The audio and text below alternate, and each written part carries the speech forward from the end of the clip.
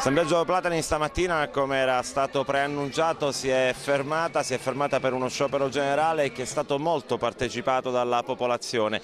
Tanti gli argomenti all'ordine del giorno, tra i più importanti quello dell'aumento del canone per l'acqua e anche la presenza di diverse antenne di telefonia mobile che hanno provocato, secondo anche i dati raccolti, dei problemi di salute alla cittadinanza di San Biagio Platani.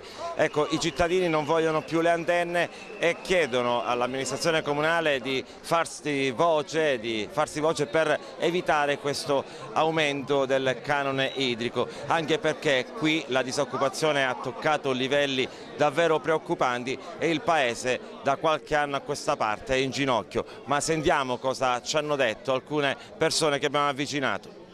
Dal ramma dell'elettromagnetico, l'antenna che hanno messo deve essere tolta perché fa male alla salute. E poi abbiamo il dramma lavoro, il dramma acqua, un po' tutto c'è, però San Biagio è destinato, continuando così, a scomparire. Ci sono stati diversi morti di leucemia galoppante, diversi morti di cancro in genere in tutto l'organismo del corpo delle persone colpite.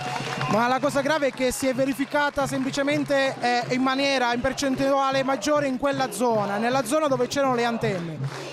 La cosa assurda è che nel 2008 l'antenna della TIM doveva essere smantellata per un problema che avevano avuto con il comune di San Biagio Platani e invece ancora tutt'oggi è lì funzionante. Dopo tutto questo, pur avendo avuto il prenegativo dell'ARPA di montare una terza antenna, perché abbiamo la TIM, la Wind e adesso ci sarà l'Aitel, pur avendo avuto questo prenegativo dell'ARPA si è data la concessione edilizia a montare la terza antenna ed è una cosa che noi non possiamo accettare.